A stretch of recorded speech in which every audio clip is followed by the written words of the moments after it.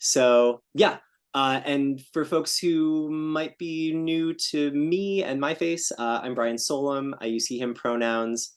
I'm the communications director for Slow Food USA. I'm based on the unceded homelands of the Ojibwe, Odawa, and Potawatomi nations, known as Chicago. And I'm really excited to talk about something that I see a lot of value in for any brand, particularly for slow food brands, which is newsletters. So I'm going to go ahead and share my screen.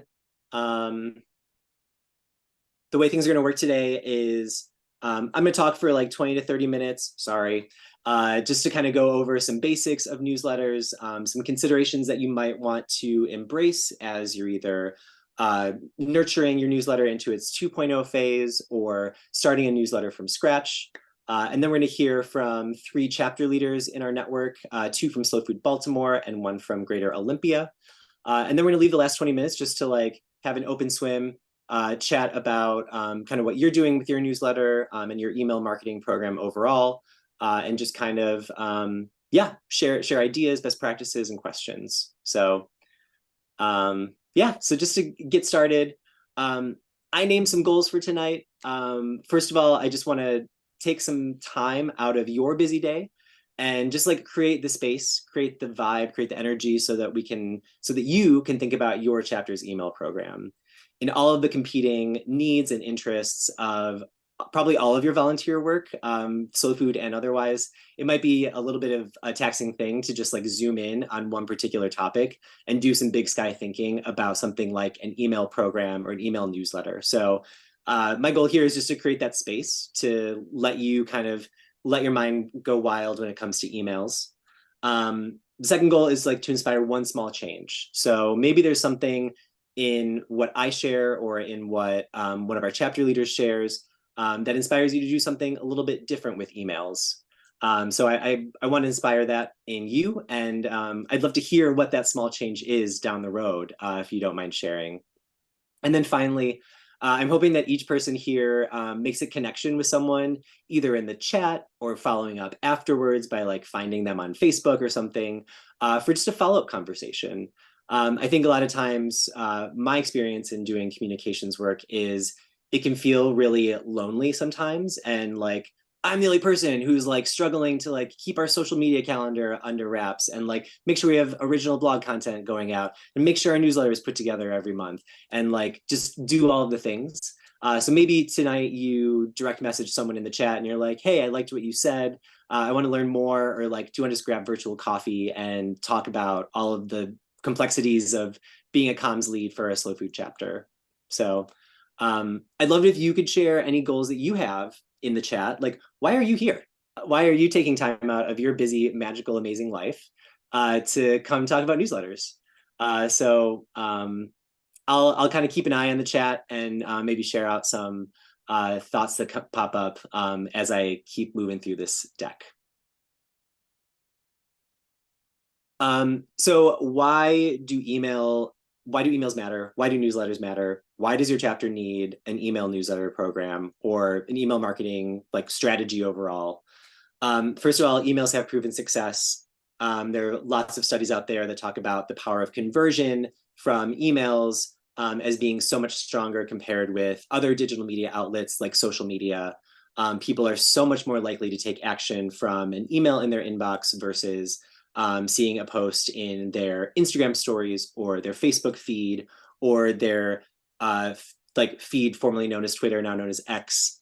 Emails really do drive success and conversions and action among your audiences in a very different way than other platforms.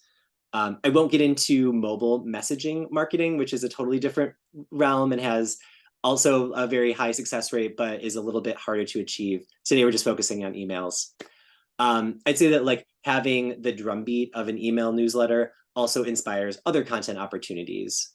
Because maybe you, when you're working with your slow food team to come up with what's going into your quarterly or monthly newsletter, that might also inspire you to create a social post that is related to some content that someone's already generating, or a blog post, or a press release about an event that you've just done or are about to host. So it can be a start of a conversation for creating other content for your chapter. But just, giving structure to the creative process is really helpful. Third, email performance is super measurable. Unlike, I don't know about any of you, but if you do any like tracking or measurement of like social media in general, it can sometimes be really murky. I feel like Meta makes it really difficult to reasonably measure your success across like Instagram and Facebook because it's trying to throw either too much data or too little data at you. Email platforms are really straightforward. There are three kind of core data points that you can like track and measure as you go that really give you a good sense of like how you're doing. And finally, email platforms, there are many that cost money. For instance, like full transparency, Slow Food USA spends $700 a month to use Campaign Monitor, which is a really powerful tool recently acquired by Marigold. It's the best email tool that I've ever used. And gives us lots of flexibility in terms of layout and tracking and segmenting and syncing with our content, with our customer, our CRM, customer, whatever that stands for, Salesforce. But like not every chapter needs that. If you don't have 43,000 email recipients like we do, you probably don't need it. So think about like the free option with MailChimp. Yeah, there are lots of ways of connecting with your audiences. So where to begin? I think for some folks in the room, this is a really essential slide. For others, you can like go get a sip of water. I definitely recommend working with MailChimp. Like I said, there's like Constant Contact, Campaign Monitor, like probably 3 or 4 other major email marketing programs out there. But MailChimp is super easy. I honestly set up a new MailChimp account today in about 30 minutes because I was like, I can't tell people to do MailChimp and then not actually have it be realistic. So I did it. I did it for free. I created a template with a logo. And it took me about 30 minutes. So definitely if you don't have an email marketing platform yet, MailChimp is totally worth a try. I also think that creating a workflow is really important because no person in this room should be owning their newsletter on their own. That's really annoying and time consuming, and you're probably going to burn out on that in like 9 to 12 months. And then your chapter doesn't have a newsletter. So think about who owns this process. Maybe you in this room are the person who's like project managing the newsletter. But you don't need to be the person who creates the content. Maybe that is a responsibility of a subcommittee of your board. You could maybe be the person to create the timeline, but you don't have to be the person who does all of the steps of the timeline.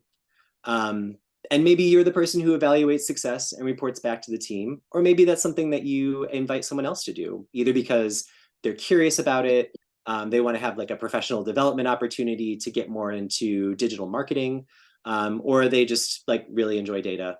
And then finally, like think about your baseline design elements and your colorway. This is super easy. The design elements are your logo. That's all you really need. And the colorway is in the brand book, which hopefully you have a link to. If not, I'm just going to share it in the chat right now. So yeah, I put some like estimated like time frames in the bottom around like building out your email system, getting your first layout off the ground that you're going to use over and over and over again. So like that's an investment of time versus extractive time. Creating your content every month, that's a monthly total, like 2 to 3 hours, just to like give some really generous buffer. And then doing kind of the send where you're kind of doing a little bit of editing, you're taking a look at the finished product. Maybe you're sending it to someone else to look at as well. And then you're scooting it off into inboxes across your chapter's region. Okay, audience. This is another hard part, right? If you don't have email addresses because maybe you're a brand new chapter or your chapter has like taken a break and has come back, it's going to take time to build up your audience. So for a new chapter, I'd say your primary call to action when people are like, how do I get involved? Should be go join our newsletter. Maybe you have a QR code that people can scan to sign up for your newsletter. Maybe it's the biggest call to action on your website or in your social media channels.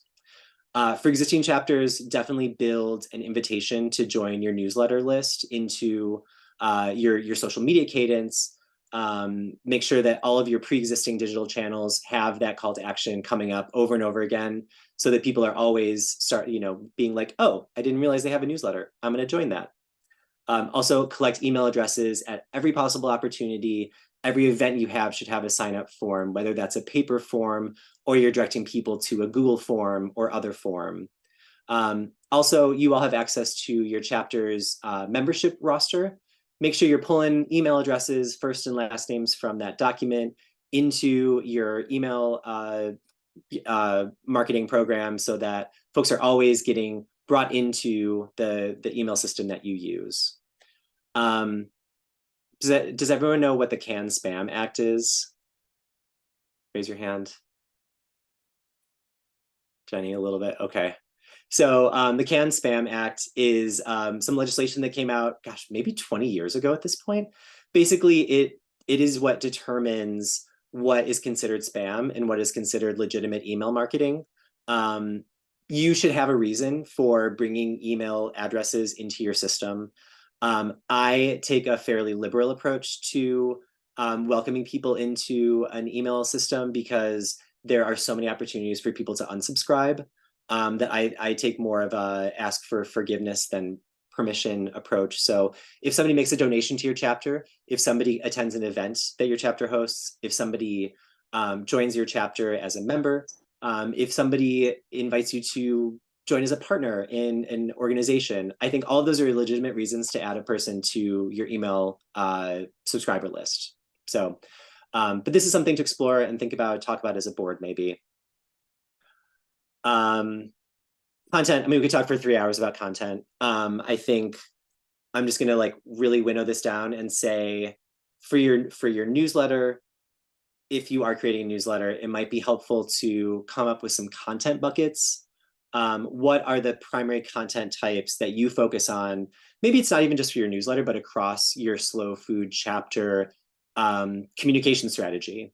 So for Slow Food USA, we've got 3 simple content buckets. Those are the litmus tests for how we create a blog post, a social media post, a note in a newsletter. It is underrepresented community food stories. It is unique and distinctive foods. And most importantly, it is stories from our chapters. So what are your content buckets? What are the 3 or 4 or 5 things that you're focusing on in your newsletter and maybe in your other digital channels that help you be like, this is good content for our audience. This is probably not such good content for our audience. I would say like I take a very specific approach for building out content for a newsletter. I don't typically create a newsletter that has a lot of the content kind of built into the email. I strive to push people out of the newsletter and into a different space. This is primarily for tracking, so that I can see what links are performing really well, what is interesting people enough who open my newsletter to go read more. It's also helpful for SEO, because whatever that content is that I created that I'm linking out to, it now lives somewhere else. And then Google is able to see, oh, there's this other content that lives over here that's related to Slow Food Sonoma County North. And so that's just like another example of legitimacy for that chapter. It also gives you some content to push out on social the next week. And it like builds out your website, so your website is continually active. So I think like 2 sentences of like really pithy, succinct summary of content that then excites someone to go link out. Hey, that's my approach.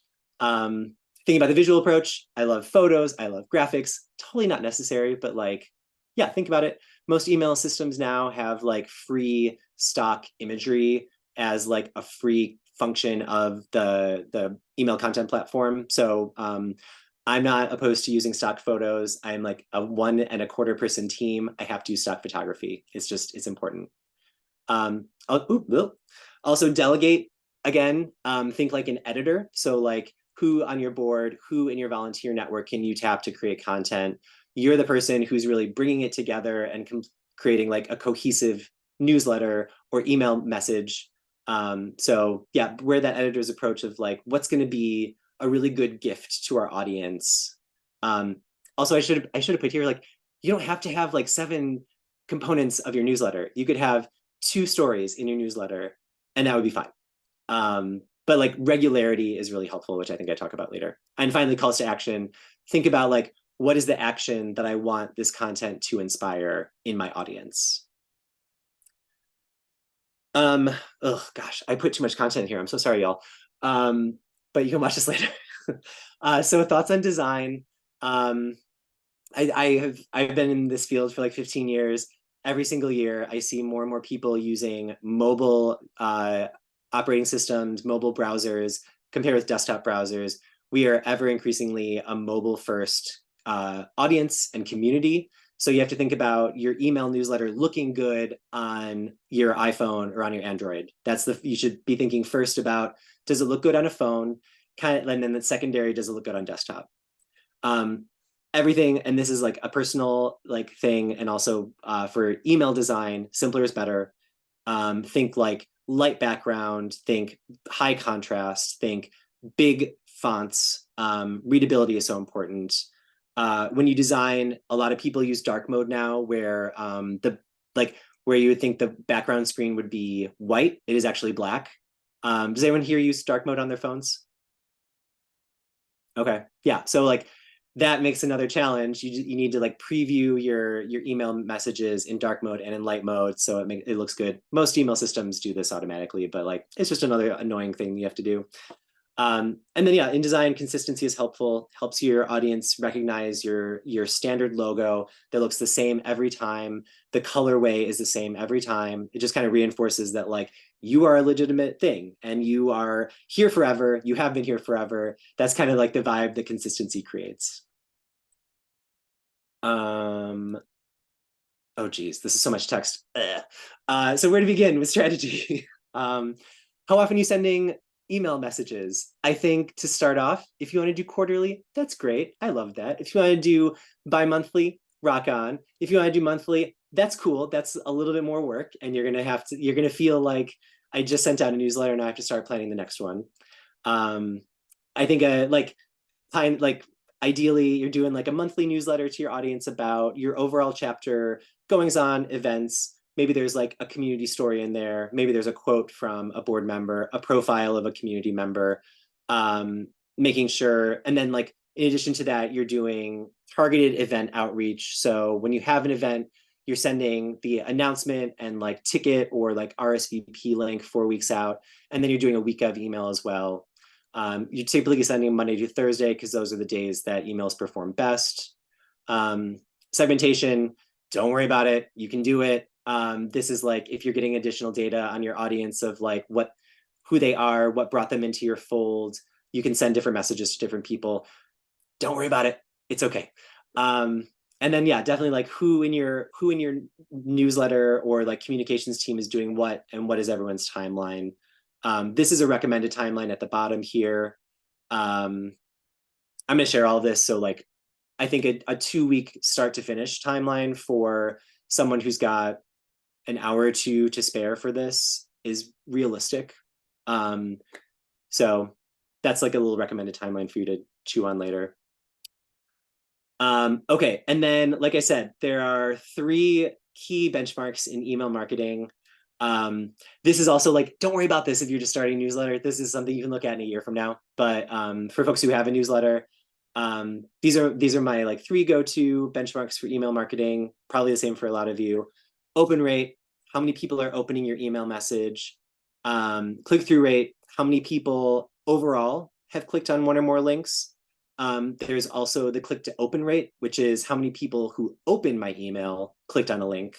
And then finally, this is like less interesting, but like your unsubscribe rate, like how many people signed up for your newsletter at some point and then decided to unsubscribe at another point.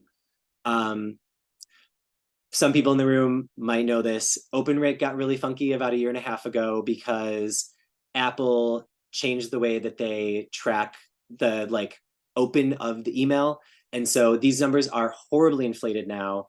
But yeah, like you could like it used to be like 20 to 25% open rate was good for nonprofits. Now it's yeah, like all of the numbers are inflated. So Slow Food USA across all of our email marketing, we have almost a 41% open rate, which is not real. But anyway, it's a way to like look at how you did last year versus this year. And everyone's dealing with the same thing, so all the numbers are all goofy, cuckoo bananas. So other benchmarks like revenue, you can compare like dollars raised through your GoFundMe or your whatever fundraising platform you're using, compared with maybe how many fundraising emails you sent out. And that can give you kind of like a revenue percentage. Churn rate is kind of comparing how many people are coming into your newsletter program and signing up for your newsletter versus how many people are leaving through unsubscribing. Email subscriber list growth or atrophy. I don't track any of these. I should. I just can't. I'm sorry. It's too much. But if you're interested, you can. Yeah. So that was what I just wanted to like bring. I feel like we're at a water park and we're in the wave pool, and I just brought like the wave that's maybe like slightly out of code and should have been inspected last year but didn't get inspected because it's too strong. I'm so sorry. I just blew you all away. um I feel like, so it's 25 after. I wonder if there are 5 questions out there that we could feel just based on this deluge of information before we open it up to Jenny, Ava, and Caroline. I'm just going to stop my screen sharing for a sec. And yeah, anything jumping out at you? Any initial questions? I would like to get a list of everybody on this call that we could, connect with rather than just like, because the chats always disappear. So that would be helpful for me because I loved going to other places and then say, hey, Jenny, remember me? Absolutely. Yeah, that's great. And I kind of feel like this is like kind of a new version of the Creative Collective. Like these are 13 people in the room who are interested and active in building out like their digital tools for their chapter. So yeah, I'll do a follow-up email with all of you. Absolutely. We'll also save the chat and share that with you all and a transcript of this conversation. Okay, Jennifer Sweeney, any tips to avoid the spam folder? I have had this challenge for a long time. I have to say that through Campaign Monitor, I've had the strongest dodging of the spam folder that I ever have in working with like Salesforce, Salesforce Marketing Cloud, Constant Contact, and MailChimp. I think that this is getting better, and maybe you all can verify. I know that a lot of organizations do a lot of proactive communicating of like, hey, just make sure that like you're checking all of your promotional email folder, and if you see our newsletter in there, pull it into your main inbox. So often this is like a one-on-one conversation of like, I didn't get that update about this thing from you. What happened? And I'm like, oh, I sent you the email, and then the person's like, oh, I didn't get the email. And then I'm like, oh, you should check your promo folder. And then they're like, oh gosh, they're all there. And then they move it in. This is like a really annoyingly manual thing, and people get really upset, and then you quell their anxieties. This is also about to be affected by new standards that Google and Yahoo are implementing in the next 6 months.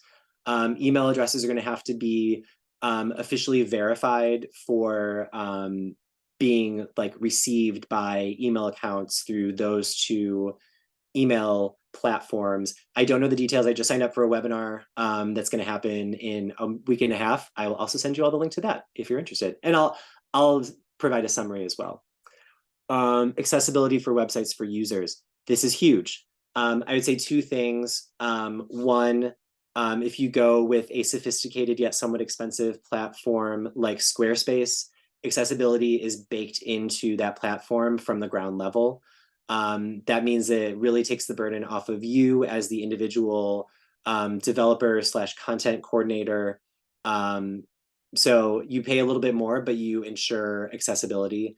Another one is there are plugins out there that can connect with accessibility readers, that can adjust contrast on your website, that can do a lot of really important things for folks with different like vision needs.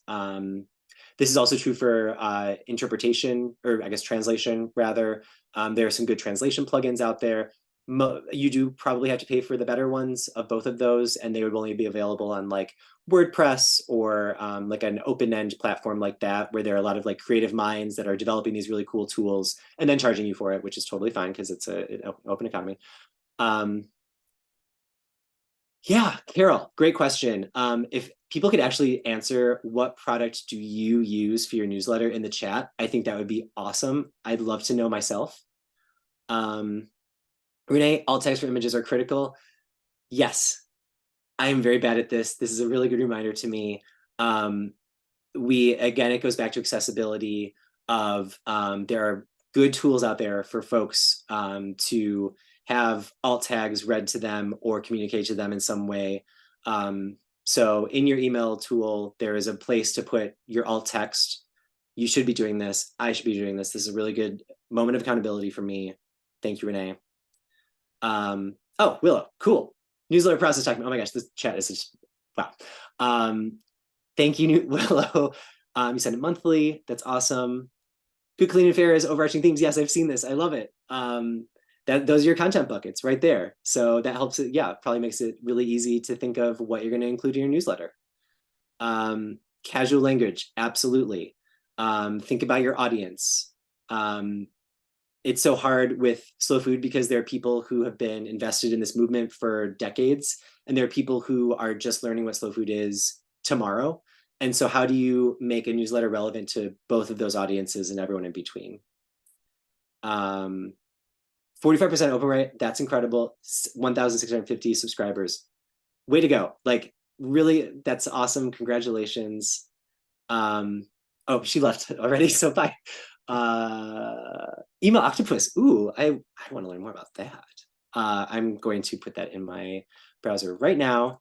Oh, cool. Okay. MailChimp from Jenny. Good. Canva. Yeah, we're about to learn about that. And MailChimp. Yeah, you guys do a really cool thing. MailChimp.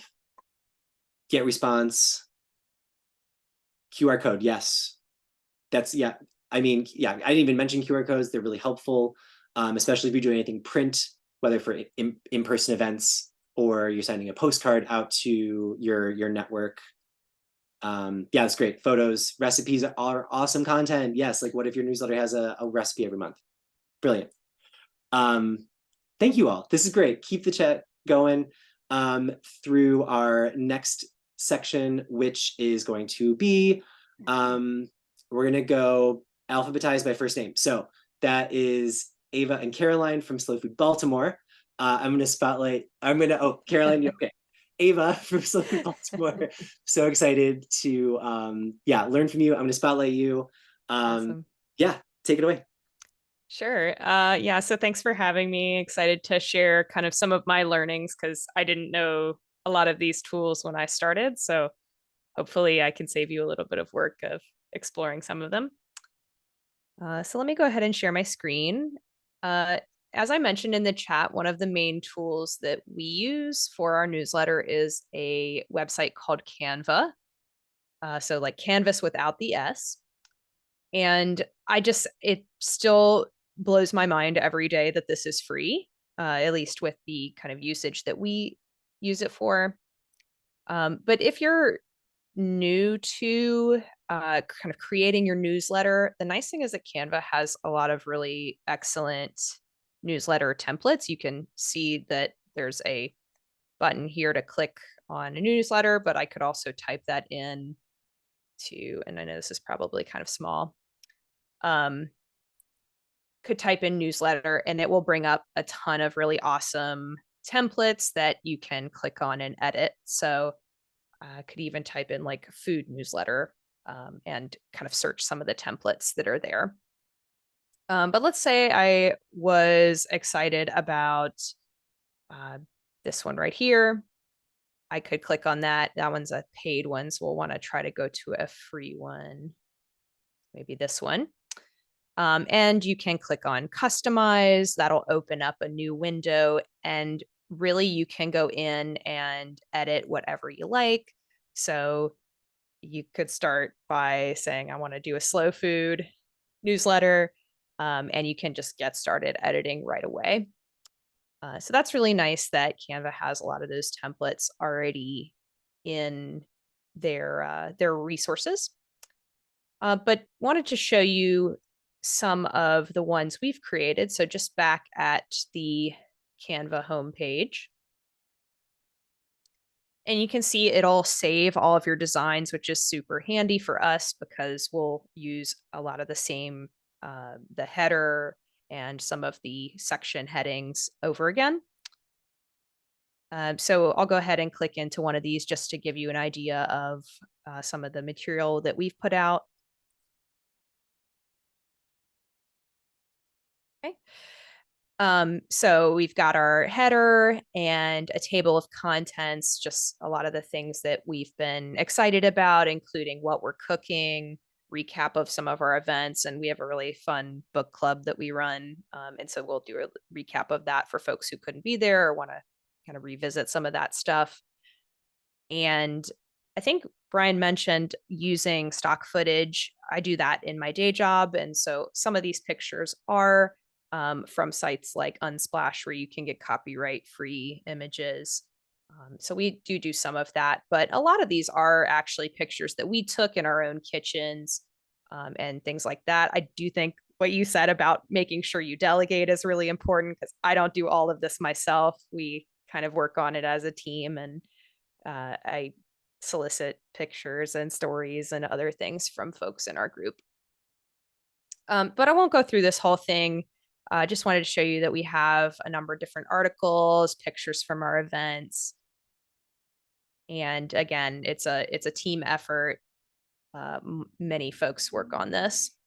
But the cool thing about using Canva too is that you can share a link that folks can look at that is, it's a link that will update. So if you have to make changes, maybe there was a typo or something like that, and you correct it, if folks click on that link again at some other time, they'll get the newest version.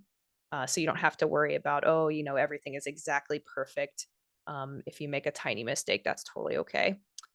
So what we'll normally do is I'll click this share button when we're ready. And you have an option to generate a view only link. And so this is what we'll end up putting in our newsletter email that goes out. You can see that there's a link here that I can copy. And if I drop that into my browser, you can see that it opens up almost like a ebook or something like that. So yeah, that's a little bit about our newsletter. I think, again, I think Canva is just a really awesome resource.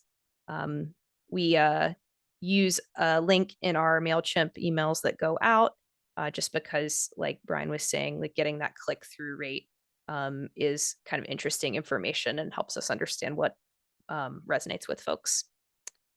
And so with that, I'll go ahead and stop and hand it over to Jennifer.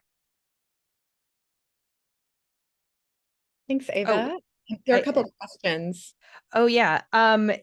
Yeah, great questions. So is this quarterly? Yes. So we usually do it by season because that'll kind of indicate or maybe give inspiration for what we're cooking. So fall, we're thinking squash, we're thinking starting to bring in kale and things like that. So we try to align it with the seasons. So winter, spring, summer. And can you have multiple editors for this format? Yes, I do think it can be a little tricky if you're editing at the same time. But what we have for our account is we just created a Canva account with our Slow Food email. And so as long as folks have the password to that, they can get in there and edit it. And so we try to make sure we communicate well amongst ourselves and we're not putting edits on top of each other. But yeah, anybody with the login can take a look and change things. Oh, that's awesome. I did not know that. Yeah, so apparently you can get a fully free Canva account. That's pretty cool. Caroline, well, we're focusing on Baltimore in this amazing newsletter, which I love because it makes me, I always miss like print, and it makes me feel like it's a print newsletter that is like just like strutting around in like the 21st century. And so that's one of my favorite things about it. Caroline, do you want to add anything about it? We're gonna send a link once we have everybody's, and so that you can see all our past newsletters. I think because one thing that I asked Ava to do was to put all of our newsletters out there so that people can see what we're doing. And I've noticed that more people have joined our list and are more interested in our events. And so it's all good. It's good. It's good media for us. And we're such a small group that, you know, it is hard to get people to come to events. And so I think that we're getting more people, but the newsletter is our it's our calling card, really, about what we are, what we do. And I'm very proud of everything that we put out there. So you can see all the headers, like what we're cooking. It's always like book club. And Ava is very good about putting a greening article together. We always make sure to put something in there about the earth and care for the earth. And I'm really more on the cooking side and our social justice things. So that's pretty much, yeah. But if you have any other questions, feel free to direct message us. Excellent. Yeah. If you want to put your emails in the chat, I probably won't be able to like do the full exchange of contacts until Monday or Tuesday of next week. So yeah, sure. Yeah, feel free. And don't use my slow food one. I never checked that. Just shoot. Sorry. It's okay. As long as we know what email you checked, it's all good. Cool. Okay. Thank you both so much. Really love what you do. And then, yeah, let's switch to the other coast and hear from Jenny of Greater Olympia. Yeah, awesome. Thank you, Ava and Caroline. That is beautiful, beautiful work. I love looking at that. I can't wait to check those out. Hi, everybody. I'm Jenny. I'm the chair of the Slow Food Greater Olympia chapter. We're located about an hour south of Seattle, and we do a lot of collaborating with the folks up there. And we have kind of a more, I guess, traditional newsletter journey that we've been on. So like many chapters, I'm sure many or all of you experienced during the pandemic, we kind of went underground. We lost a number of our board members, and we had just kind of a few of us that were just sort of keeping things flowing a little bit, but we did not send out newsletters during the pandemic. We were just way too overwhelmed with everything.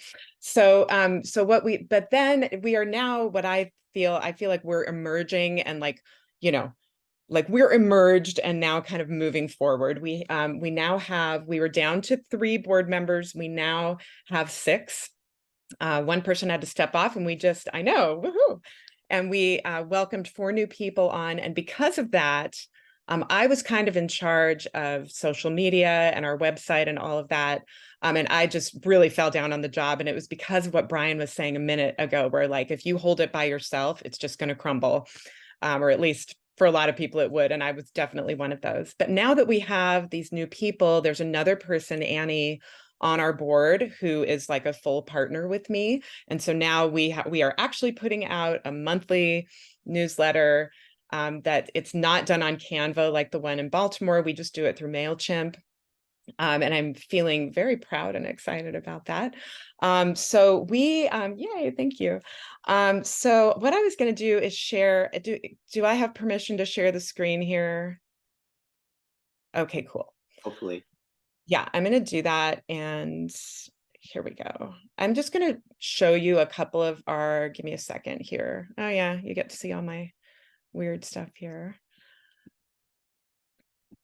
Okay, can everybody see that?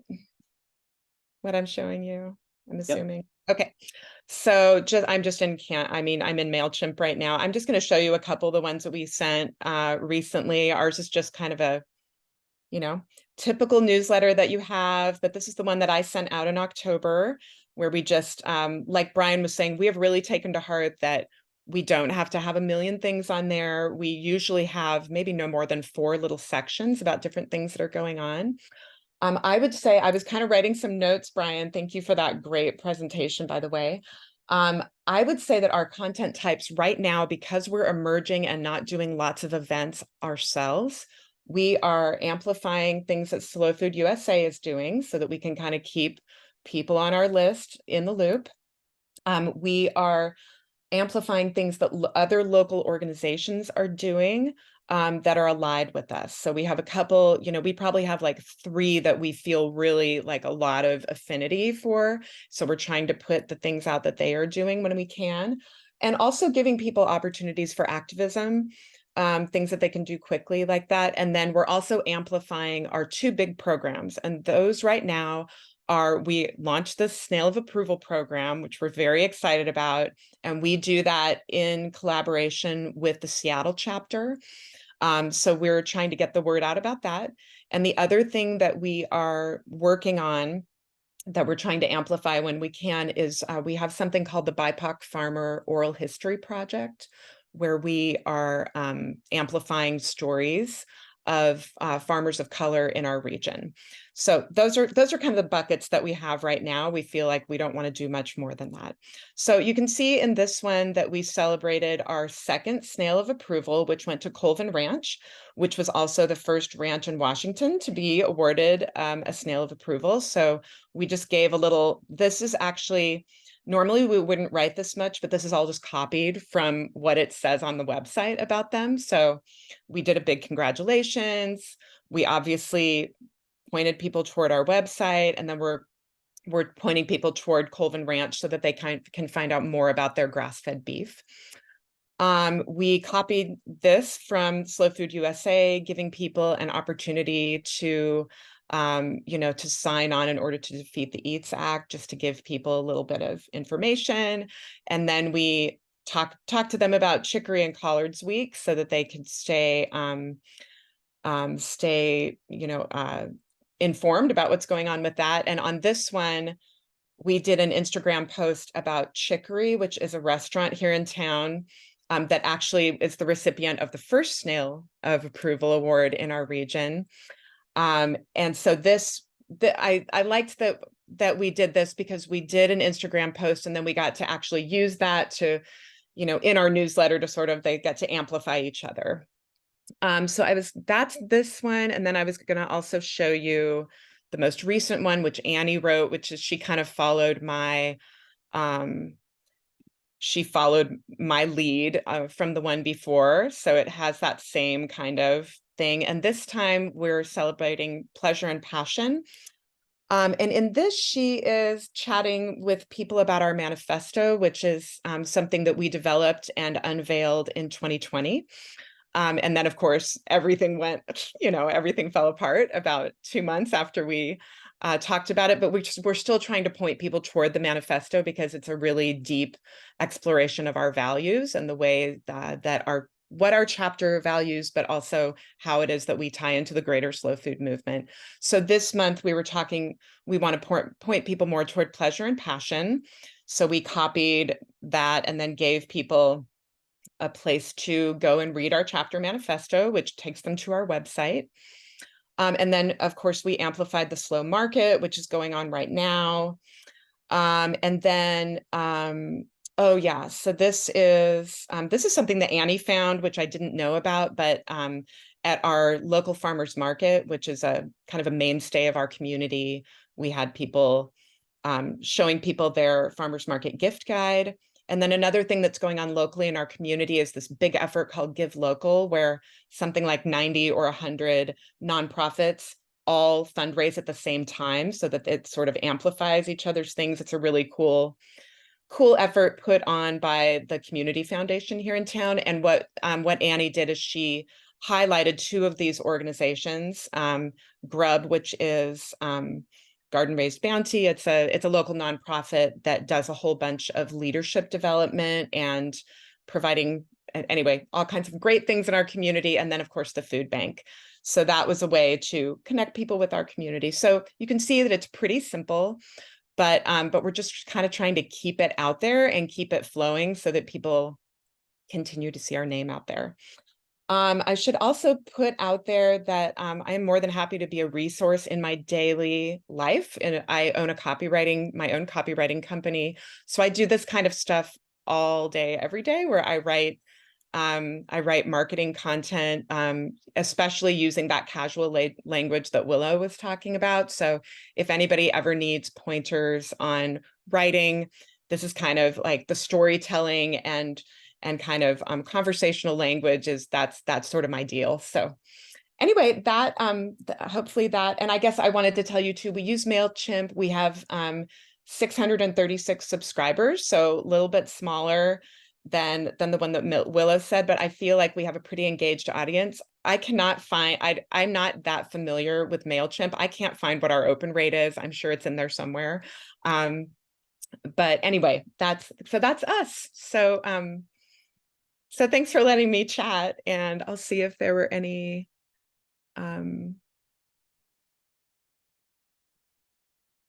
Yeah, no, it's really solid. Yeah, so glad that you've like moved through a tough time. You recognize that capacity is real. You brought another teammate in to, yeah, kind of lighten the load. And also like creativity is one of those things that can really get like sparked and energized by having other people in your like creative process. So no, that's really great. Yeah, and I see a lot of love in the chat. Yeah, good balance of topics. Absolutely. And also, like, I just want to point out, these are like two very different approaches that you can take for sending emails to your audiences. It doesn't even have to be a newsletter. It doesn't have to be on a regular basis. Like, you really could just like decide to like message people when the spirit moves you, and that's totally fine too. But it's about, you know, finding those moments to make connections with your email audience when you can, where you can. Yeah. So thank you, Jenny. Thank you, Ava. Thank you, Caroline. Thanks for everyone for all of the great conversations in the chat. What else is coming up for people? Like, what's yeah, what questions are out there? I just like we're revitalizing the Hudson Valley chapter and newsletters on the list. We're starting, and I think some of my questions were answered. One of them was simple is great to start. I've been looking at some of the other slow food website. You know, again, just maybe 4 things. But I like today hearing the balance between how much we're promoting what other people are doing, what Slow Food USA is doing, where the copy is available and everything's there, and then how much we save for ourselves.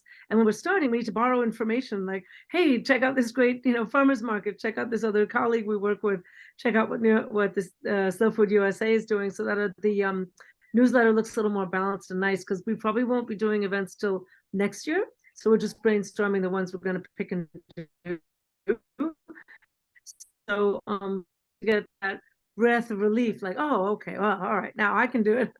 So that was what I wanted to show as my takeaways, that nice balance of topics.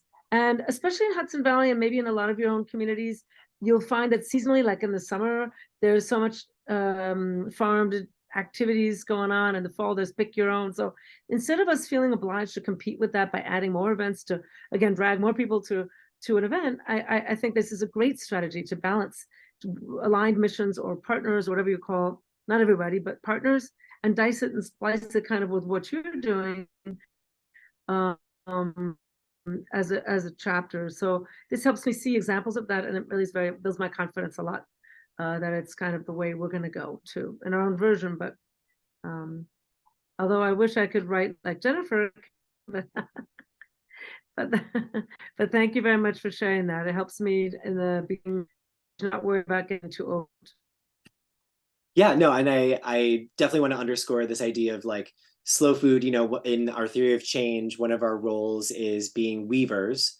And so, you know, slow food chapters are empowered and encouraged to weave connections with other organizations and with people doing the work of good, clean, and fair. And they're like Slow Food Western Slope, for instance, their newsletter is literally just promoting other events that are happening in their region from other organizations. Like they have a book club that they promote, and that's like story A every newsletter, and then six promotions of other events going on in the area. And I think they see that as part of their gift to the community, right? Like they have this newsletter list they're gathering information and updates and events from their community partners, and then they're making sure that everyone's aware. And that could be your mission too. That could be your whole mission. That could be part of your one of your content buckets. But yeah, like to your point, Tatiana, like Who does that? more is not necessarily better. Who does that? Who does promoting Slow Food Western Slope. So they're in Western like Slope? I think Western Colorado, in a really beautiful part of Colorado that is nowhere near Denver or Boulder. So if you search them, you can find it pretty easily. But Jennifer, I love your question. I am going to do the thing of like, I want to hear what other people's perspectives are on if it's detrimental when you have inconsistency in your communications to your audiences. What is that? I would always find it kind of annoying if it's short term. Like, hey, by the way, tonight we have this thingy, and that's what the only thing I think it's detrimental. That would bug me, because I'm like, wait, they didn't sell out their tickets, or they expect I'm going to jump in a car and drive to some event. So I would only say the inconsistency would bug me as a person, not Slow Food, when it maybe was very a panicky last minute, like, hey, by the way, there's a discount on all of our stuff, like tomorrow, you know. So I'd say that would be the only thing. But otherwise, if it kind of goes back and forth, maybe there's a lot going on in the summer and less going on in the winter, and I think that could be okay. Yeah, Jenny, I see your hand up. Yeah, I can't find the digital hand up. Sorry. I think that's a great question too, and I'm going to answer a little bit both ways. Yes, I think it's detrimental, and here's the part of that. We basically stopped, and I had a number of people say like, oh, we thought you just weren't around anymore. Like, and so it's detrimental in that way. Like if people just don't know that you're around, and from a lot of people, probably the vast majority of our audience, the newsletter is how they know we're even doing, we're kicking, you know? And so, yes. And I also think that what you just said, Tatiana, is key. Like if you have to step out, if you have to skip a month or whatever, and then you're really honest when you come back and you go, hey, yeah, we had a little blip there. Like, I think there's a lot of value in not having that urgency run your whole life around this, because that's also detrimental, you know, and it's detrimental to be held captive to a really, really strict schedule if it means that you're going to lose board members, for instance, you know, if people are just like, whoa, this is way too much. So I think you do have to strike a balance. I feel like we have momentum now that we have the monthly newsletter going. And so I guess that's what I'll say on that. I don't see how you can do it monthly. I mean, we can barely do our quarterly, and sometimes we have to combine 2 seasons in one because it's just, life happens. It's just too hard. Honestly, we're volunteers. We don't get paid to do this. This is nuts. But on the other hand, I don't know how you do that beautiful one quarterly. Like I'm intimidated. I'll tell you why, because Ava set it up. I'm just the user. I just put the pretty pictures in, but she had it all set up. And look, if I can do it, anyone can do this. Now, granted, I used to do desktop publishing back in the day. I used to use Adobe PageMaker when I was living in Seattle. Okay. But I mean, now this Canva, it's easy to use, guys. Anyone can do it, even an oldie like me. And we have beautiful results. Now, I do have an arts background as well. So, you know, I mean, you have to have some creativity. But we have beautiful photos, and people, I mean, check out, Ava, share our latest, man. Share our latest.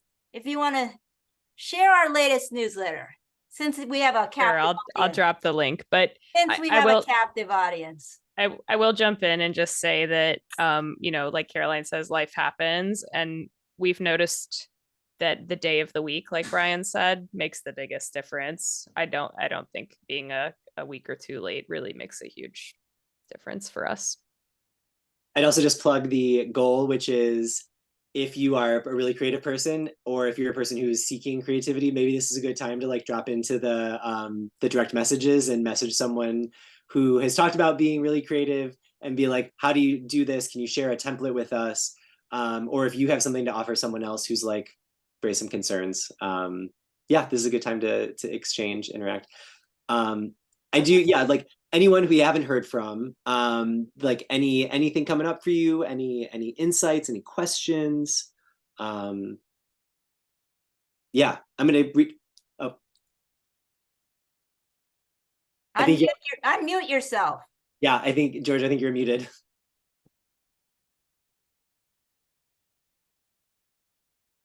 Okay. I was He just talking he was to her. talking to me, Oh. but I think it's, no, he was actually saying he has, go ahead. So I was in a previous career as a website designer for a college here at St. Louis. And part of my stomping around was accessibility and all sorts of digital communication accessibility. And they're the simpler things that can be done by putting alt tags on images. And that can be as simple as saying it's a picture of a hamburger on a plate. But if you have something like a menu, everything on that menu should be reiterated in the alt tag, or at least what is of value to the user to know. And I didn't, it dawned on me, it made me consider, people have websites, people have emails or email newsletters and all this sort of thing. They all should have a knowledge of accessibility and how to use alt tags, how to use heading tags, how to look at proper contrast, and all those things. And perhaps that could be another topic of conversation on another point, on another day, another week, another month. Let's do it. Yeah, I would love to, yeah, build out a room like this to let us learn from you and share experiences around accessibility. It's easy if you just have a basic understanding of the concept, and it makes a big difference in opening up your audience, opening up your communication to a bigger audience. Yeah, totally agree. How many people don't download images on their email, on their phone? I mean, when I open an email, my images don't download. So if you have just a bunch of images on your page with no alt tags, I see nothing on your newsletter. And I personally, it offends me, and I just hit delete. Great example. We can talk another time, Brian. Oh yeah, well, this is definitely going to be like a Q1 workshop similar to this. So yeah, I'm looking forward to it. Hopefully others are as well. It is 1 minute past the hour. I want to make space for one more reflection before we check out. Rest assured, there will be some follow-ups. I'll start an email thread with all of us. We'll have a great workshop in January, February around accessibility. I also want to hear other ideas from you all for like topics of conversation like this. But yeah, who wants to close us out?